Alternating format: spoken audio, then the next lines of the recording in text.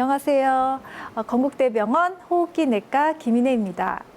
이번에는 미세먼지에 대해서 조금 더 자세히 알아보고 싶은데요.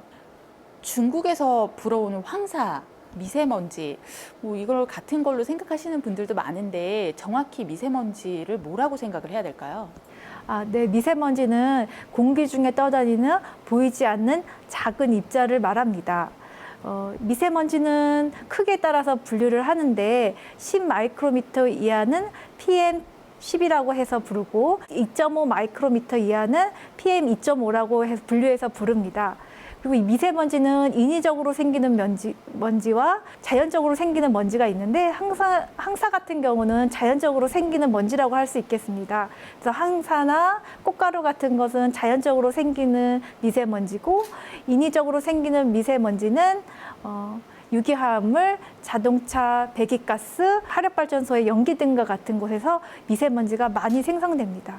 특히 이 미세먼지 중에서 2.5 마이크로미터의 아주 작은 미세먼지는 저희 코나 비강, 인후두부 이런 데서 걸러지지 못하고 폐포 깊숙한 곳에 들어와서 우리 몸에 흡수가 돼서 체내에 영향을 미치기 때문에 아주 작은 초미세먼지는 폐 건강에 안 좋은 영향을 미칩니다. 그래서 더욱더 호흡기 질환 환자들한테 그 미세먼지가 더 위험하다고 하는데 어떤 부분이 위험할까요?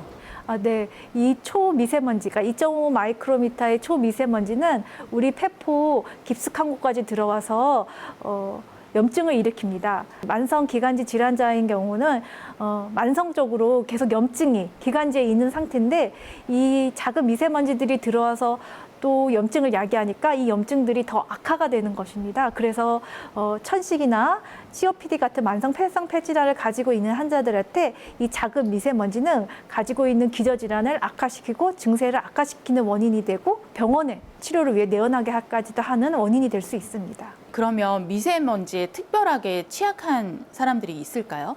미세먼지에 특히 취약한 환자들은 1번으로는 호흡기 질환자가 될 수 있겠습니다. 호흡기 질환자는 기본적으로 만성적인 염증을 가지고 있기 때문에 미세먼지에 대해서 취약할 수 있겠고 그 외에도 면역력이 약한 노인, 임산부, 소아, 심혈관계 질환자들 경우 미세먼지에 취약하다고 할 수 있는데 임산부가 흡입한 미세먼지는 태아의 건강에도 나쁜 영향을 주고 조산의 위험을 높인다고 합니다.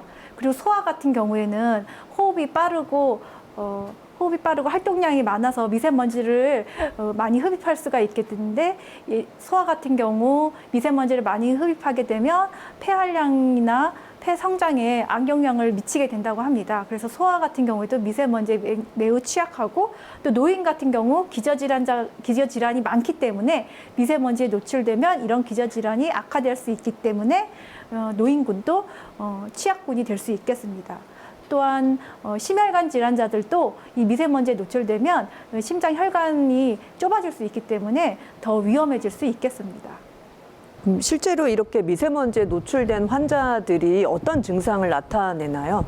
심한 이런 미세먼지에 노출이 많이 된 환자들 경우 일반적으로 건강하신 분들은 기침이나 가래 등 기관지 자극 증상이 있을 수가 있고 또 코나 인후두에 닿음으로써 따갑다거나 목에 이물감 등을 느낄 수가 있고 또 이렇게 호흡기 질환을 가지고 있는 사람들한테는 호흡기 질환, 기관지염, 폐렴 등이 악화돼서 응급실을 내원한다거나 또는 병원에 입원하는 경우까지도 생길 수가 있습니다. 그럼 이런 증상이 나타나면 환자들은 어떻게 하는 게 좋을까요?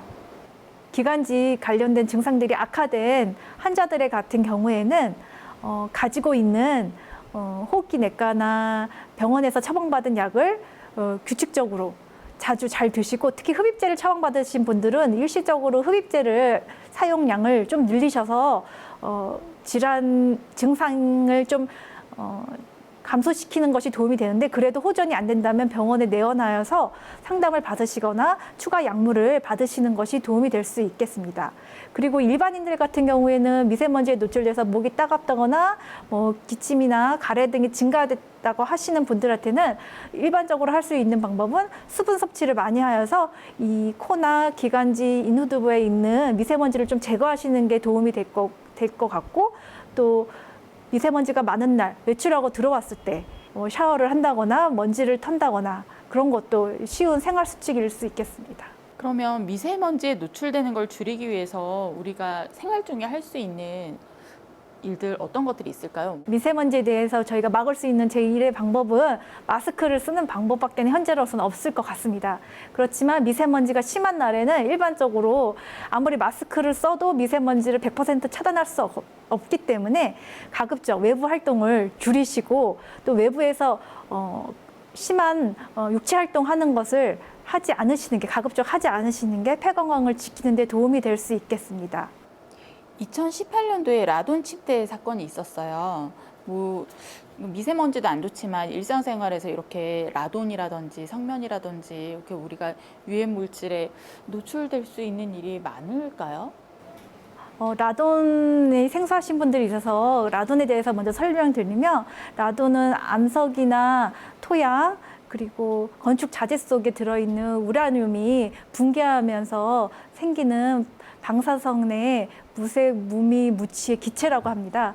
그래서 이 라돈이 우리 폐 안에 들어오게 되면 그 알파 입자라는 방사선을 생성하게 되는데 이 방사선이 우리의 폐를 파괴해서 폐암을 일으키게 돼서 우리한테 위험한 물질이라고 하고 이 라돈은 실제로 우리 기체 안에 실내 안에 기체 안에 어느 일정 부분 존재합니다. 자연 방사선의 하나이기 때문에 일정 부분 존재해서 이거의 노출은 피할 수가 없는데 이것이 유해할 수 있는 농도를 넘어설 때 우리 건강을 위협하게 됩니다.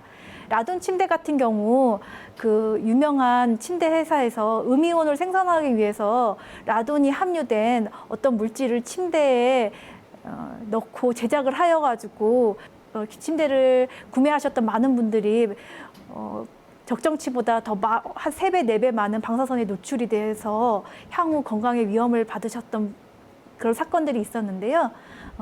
이 라돈은 실제 우리 자연 방사선의 하나이고 우리 실내 공기의 어느 일정 부분 들어와 있습니다. 그래서 만약에 오래된 건물, 균열이 되어 있는 그런 건물에 사시는 분들은 그 틈을 통해서 그 암석이나 지하에 있는 라돈이 올라오게 됩니다. 그래서 실내에 라돈의 함량이 높아지게 됩니다. 라돈 노출을 예방할 수 있는 가장 좋은 방법은 가장 쉬운 방법이기도 한데 실내 환기를 자주 시키는 게 도움이 된다고 합니다. 건강한 요일의 앨리스, 좋아요, 구독 부탁드려요.